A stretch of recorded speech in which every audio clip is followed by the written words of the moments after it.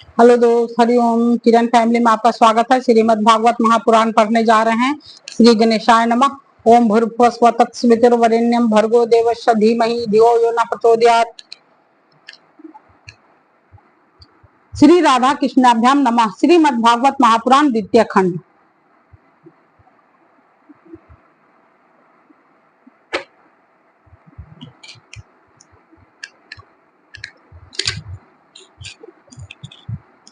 दसम स्कंद अथाष्ट अध्याय 68 अध्याय।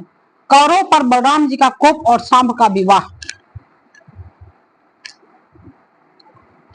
श्री सुखदेव जी कहते हैं, परीक्षित जामवंती नंदन सांब अकेले ही बहुत बड़े बड़े वीरों पर विजय प्राप्त करने वाले थे। वे स्वयंवर में स्थित दुर्योधन की कन्या लक्ष्मणा को हर लाए। इससे कौरव को बड़ा क्रोध हुआ। वे बोले, यह बालक बहुत ढीठ है। देखो तो सही, इसने हम लोगों को नीचा दिखाकर बलपूर्वक हमारी कन्या का अपहरण कर लिया। वह तो इसे चाहती भी न थी। अतः इस ढीठ को पकड़कर बांध लो। यदि यदुवंशी लोग रुष्ट भी होंगे तो हमारा क्या बिगाड़ लेंगे। वे हमारी ही कृपा से हमारी दी हुई धन धान्य से परिपूर्ण पृथ्वी का उपभोग कर रहे हैं। यदि वे लोग अपने इस लड़के के बंदी होने का समाचार सुनकर यहाँ आएंगे तो हम लोग उनका सारा घमंड चूर चूर कर देंगे और उन लोगों के मिजाज वैसे ही ठंडे हो जाएंगे जैसे संयमी पुरुषों के द्वारा प्राणायाम आदि उपायों से वश में की हुई इंद्रियां। ऐसा विचार करके कर्ण, शूल, भूरिश्रवा, यज्ञकेतु और दुर्योधन आदि वीरों ने कुरुवंश के बड़े बूढ़ों की अनुमति ली तथा सांब को पकड़ लेने की तैयारी की। जब महारथी सांब ने देखा कि धृतराष्ट्र के पुत्र मेरा पीछा कर रहे हैं, तब वे एक सुंदर धनुष चढ़ाकर सिंह के समान अकेले ही रणभूमि में डट गए। इधर कर्ण को मुखिया बनाकर कौरव वीर धनुष चढ़ाए हुए सांब के पास आ पहुंचे और क्रोध में भरकर उनको पकड़ लेने की इच्छा से खड़ा रह इस प्रकार ललकारते हुए बाणों की वर्षा करने लगे। परीक्षित यदुनंदन सांब अचिंत सर्वशाली भगवान कृष्ण के पुत्र थे। कौरव के प्रहार से वे उन पर चिढ़ गए जैसे सिंह तुच्छ हिरणों का पराक्रम देखकर चिढ़ जाता है। सांब ने अपने सुंदर धनुष का टंकार करके कर्ण आदि 6 वीरों पर, जो अलग अलग 6 रथों पर सवार थे, 6 बाणों से एक साथ अलग अलग प्रहार किया। उनमें से 4 बाण उनके 4 घोड़े पर, एक एक करके उनके सारथियों पर और एक एक उन महान धनुषधारी रथी वीरों पर छोड़ा। सांब के इस अद्भुत हस्त लाघव को देखकर विपक्षी वीर भी मुक्त कंठ से उनकी प्रशंसा करने लगे। इसके बाद उन 6 वीरों ने एक साथ मिलकर सांब को रथहीन कर दिया। 4 वीरों ने एक एक बाण से उनके 4 घोड़ों को मारा। एक ने सारथी को एक ने सांब का धनुष काट डाला। इस प्रकार कौरव ने युद्ध में बड़ी कठिनाई और कष्ट से सांब को रथहीन करके बांध लिया। इसके बाद वे उन्हें तथा अपनी कन्या लक्ष्मणा को लेकर जय मनाते हुए हस्तिनापुर लौट आए। परीक्षित नारद जी से यह समाचार सुनकर यदुवंशियों को बड़ा क्रोध आया। वे महाराज उग्रसेन की आज्ञा से कौरव पर चढ़ाई करने की तैयारी करने लगे। बलराम जी कलह प्रधान कलयुग के सारे पाप ताप को मिटाने वाले हैं।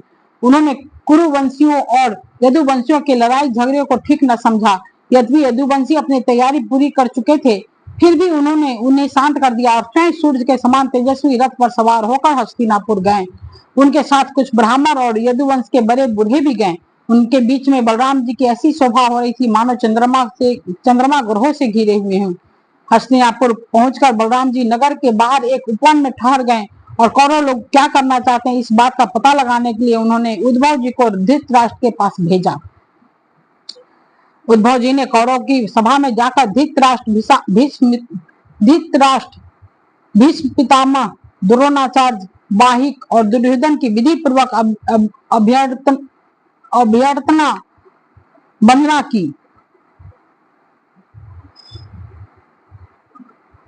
दुर्योधन की विधि पूर्वक वंदना की और निवेदन किया कि बलराम जी पधारे हैं। आप अपने परम हितैषी और प्रियतम बलराम जी का आगमन सुनकर कौरव की प्रसन्नता की सीमा न रही। वे उद्धव जी का विधि पूर्वक सत्कार करके अपने हाथों में मांगलिक सामग्री लेकर बलराम जी की अगवानी करने चले।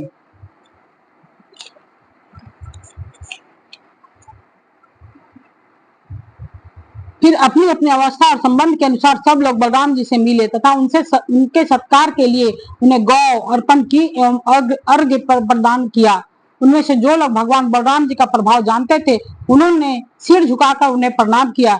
तदनंतर उन लोगों ने परस्पर एक दूसरे का कुशल मंगल पूछा और यह सुनकर कि सब भाई बंधु सकुशल हैं, बलराम जी ने बड़ी दृढ़ता और गंभीरता के साथ यह बात कही। सर्व समर्थ राजा धीराज महाराज उग्रसेन ने तुम लोगों को एक आज्ञा दी है, उसे तुम लोग एकाग्रता और सावधानी के साथ सुनो और अविलंब उसका पालन करो। उग्रसेन जी ने कहा है कि हम जानते हैं कि तुम लोगों ने कईयों ने मिलकर अधर्म से अकेले धर्मात्मा सांब को हरा दिया और बंदी कर लिया है। यह सब हम इसलिए सह लेते हैं कि हम संबंधियों में परस्पर फूट न पड़े, एकता बनी रहे। अतः अब झगड़ा मत बढ़ाओ, शाम को उसकी नौ वधु के साथ हमारे पास भेज दो। परीक्षित बलराम जी की वाणी वीरता, शूरता और बल पौरुष के उत्कर्ष से परिपूर्ण और उनकी शक्ति के अनुरूप थी। यह बात सुनकर कुरुवंशी क्रोध से तिलमिला उठे। वे कहने लगे, अहो यह तो बड़े आश्चर्य की बात है। सचमुच काल की चाल को कोई टाल नहीं सकता। तभी तो आज पैरों की जूती उस सिर पर चढ़ना चाहती है जो श्रेष्ठ मुकुट से सुशोभित है। यदि इन यदुवंशियों के साथ किसी प्रकार हम लोगों ने विवाह संबंध कर लिया है, ये हमारे साथ सोने बैठने और एक पंक्ति में खाने लगे। हम लोगों ने ही इन्हें राज सिंहासन देकर राजा बनाया और अपने बराबर बना लिया। यह यदुवंशी चवर, पंखा, शंख, श्वेत छत्र, मुकुट, राज सिंहासन और राज योति सैया का उपभोग इसलिए कर रहे हैं कि हमने इसे जानबूझकर इस विषय में उपेक्षा कर रखी है। बस अब हो चुका। यदुवंशियों के पास अब राज चिन्ह रहने की आवश्यकता नहीं, उन्हें इनसे छीन लेना चाहिए। जैसे सांप को दूध पिलाने वालों के लिए घातक है, वैसे ही हमारे दिए हुए राज चिन्हों को लेकर ये यदुवंशी हमसे ही विपरीत हो रहे हैं। देखो तो भला हमारे ही कृपा प्रसाद से इनकी बढ़ती हुई अब ये निर्लज होकर हम ही पर कम चलाने लगे हैं। शोक है, जैसे सिंह का ग्रास कभी घेरा नहीं छीन सकता, वैसे ही यदि भीष्म, द्रोण, अर्जुन आदि कौरव वीर जानबूझकर न दे दें तो स्वयं देवराज इंद्र भी किसी वस्तु का उपभोग कैसे कर सकते हैं। श्री सुखदेव जी कहते हैं, परीक्षित कुरुवंशी अपनी कुलीनता, बांधो परिवार वालों भीष्म आदि के बल और धन संपत्ति के घमंड में चूर हो रहे थे। उन्होंने साधारण शिष्टाचार की भी परवाह नहीं की और वे भगवान बलराम जी को इस प्रकार दुर्वचन कहकर हस्तिनापुर लौट आए। बलराम जी ने कौरव की अशिष्टता देखी और उनके दुर्वचन भी सुने। अब उनका चेहरा क्रोध से तमतमा उठा। उस समय उनकी ओर देखा तक नहीं जाता था। वे बार बार जोर से हंसकर कहने लगे, सच है, जिन दुष्टों को अपनी कुलीनता, बल, पौरुष और धन का घमंड हो जाता है, वे शांति नहीं चाहते। उनको दमन करने का, रास्ते पर लाने का उपाय समझाना बुझाना नहीं बल्कि दंड देना है। ठीक वैसे ही जैसे पशुओं को ठीक करने के लिए डंडे का प्रयोग आवश्यक होता है, भला देखो तो सही, सारे यदुवंशी और श्री कृष्ण भी क्रोध से भरकर लड़ाई के लिए तैयार हो रहे थे। मैं उन्हें सने समझा बुझाकर इन लोगों को शांत करने के लिए, सुलह करने के लिए यहाँ आया। फिर भी ये मूर्ख ऐसी दुष्टता कर रहे हैं। इन्हें शांति प्यारी नहीं, कलह प्यारी है। ये इतने घमंडी हो रहे हैं कि बार बार मेरा तिरस्कार करके गालियां बक रहे हैं। ठीक है भाई, ठीक है। पृथ्वी को राजाओं की तो बात क्या, त्रिलोकी के स्वामी इंद्र आदि लोकपाल जिनकी आज्ञा का पालन करते हैं, वे उग्रसेन राजा धीराज नहीं है। वे तो केवल भोज, वृषिण और अंधक वंशी यादव के ही स्वामी हैं।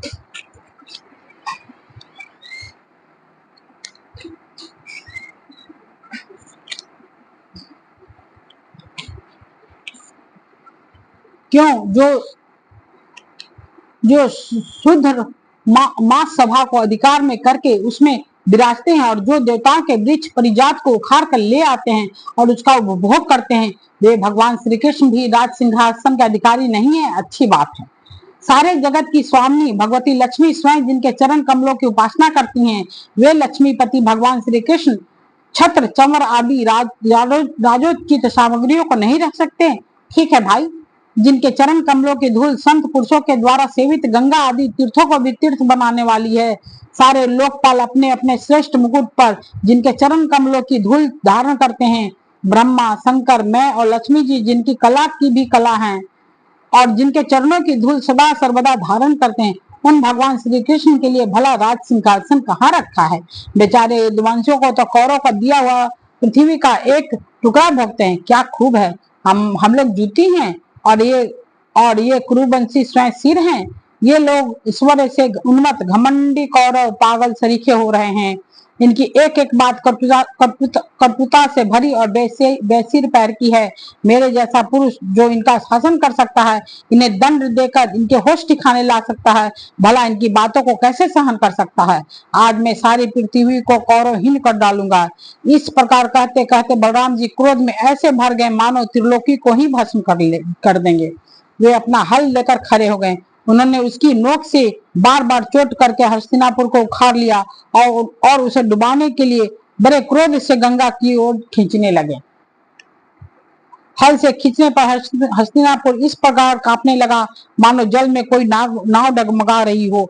जब कौरवों ने देखा कि हमारा नगर तो गंगा जी में गिर रहा है, वे घबरा उठी।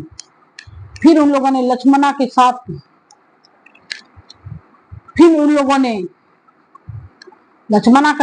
साथ सांब को आगे किया। फिर उन लोगों ने लक्ष्मणा के साथ सांब को आगे किया और फिर अपने प्राणों की रक्षा के लिए कुटुंब के साथ हाथ जोड़कर सर्वशक्तिमान उन्हीं भगवान बलराम जी की शरण में गए और कहने लगे, लोकाभिराम बलराम जी, आप सारे जगत के आधार शेष जी हैं।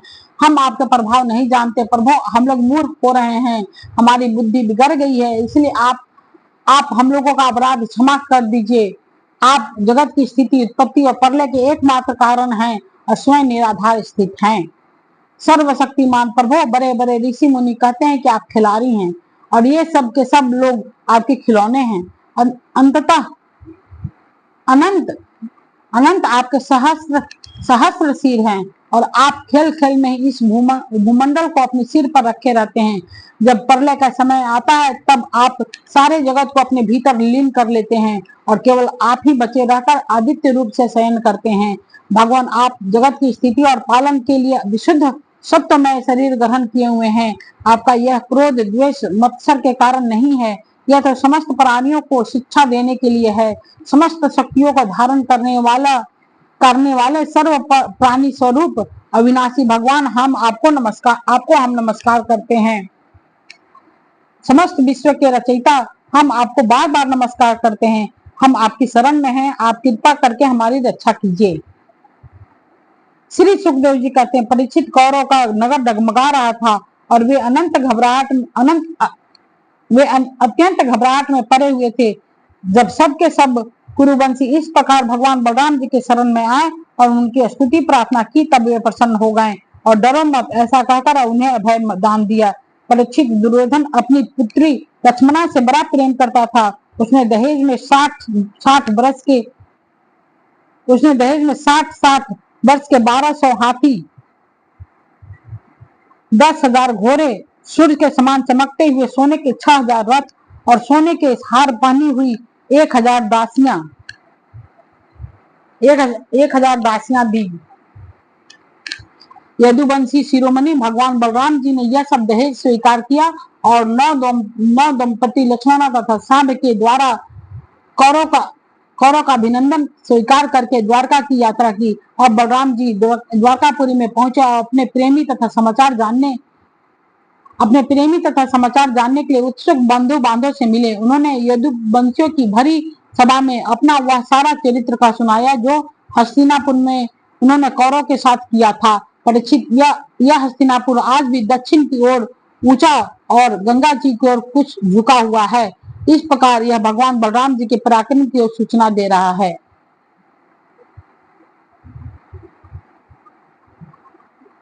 इति श्रीमद्भागवते महापुराणे परमहंस्यां संहितां दशम स्कंदे उत्तरार्धे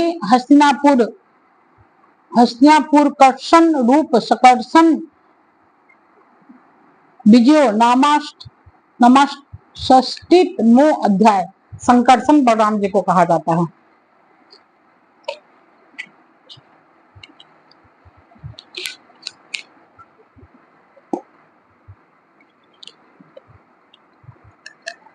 ओम भूर्भुवस्सुः तत्सवितुर्वरेण्यं भर्गो देवस्य धीमहि धियो यो न प्रचोदयात्।